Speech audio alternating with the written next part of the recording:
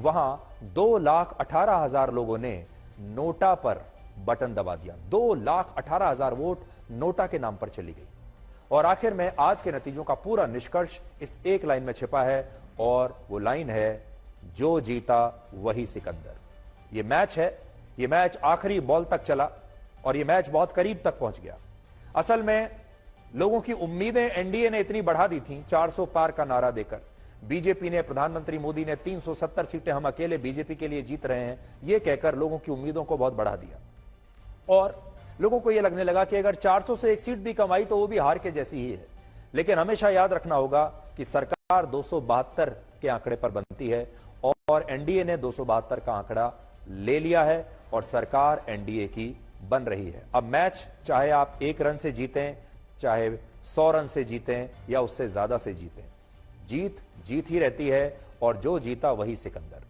विपक्ष के इंडिया गठबंधन ने शानदार लड़ाई लड़ी। देखिए, एक बड़ी बात यह है, आप में से बहुत सारे लोग सोच रहे होंगे कि यह वन साइडेड मैच है और इंडिया गठबंधन कुछ नहीं कर पाएगा। एग्जिट पोल्स ने भी यही कहा था, लेकिन आज बड़ी बात यह है, सारे एग्जिट पोल्स गलत साबित हुए और इंडिया गठबंधन ने जबरदस्त लड़ाई लड़ी, फाइट दी।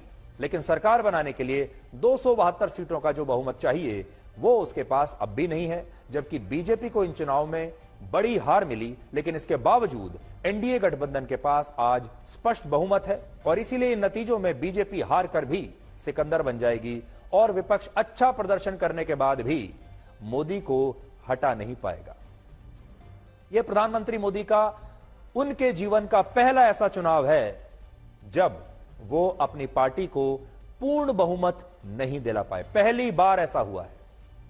नरेंद्र मोदी जब गुजरात के मुख्यमंत्री थे तब उन्होंने विधानसभा के 3 चुनाव लड़े और हर चुनाव में बीजेपी को पूर्ण बहुमत मिला।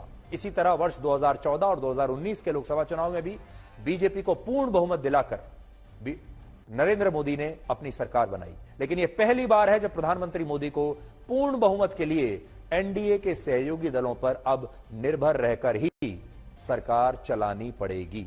हालांकि आज प्रधानमंत्री मोदी ने एक नया रिकॉर्ड बना दिया है और यह वर्ल्ड रिकॉर्ड यह है कि दुनिया में आज तक किसी भी नेता को चुनाव में इतने वोट कभी नहीं मिले दुनिया के इतिहास में जितने प्रधानमंत्री मोदी को मिले हैं। यह एक नया वर्ल्ड रिकॉर्ड है। और देखिए, वर्ष 2002 के गुजरात विधानसभा में उन्हें 1 करोड़ 2 लाख वोट मिले थे। फिर 2007 में 1 करोड़ 73 लाख वोट मिले। 2012 में उनकी सरकार को 1 करोड़ 31 लाख वोट मिले। फिर वर्ष 2014 के लोकसभा चुनाव में बीजेपी को 17 करोड़ 17 लाख वोट उन्होंने दिलवाए। 2019 में 22 करोड़ 83 लाख वोट मिले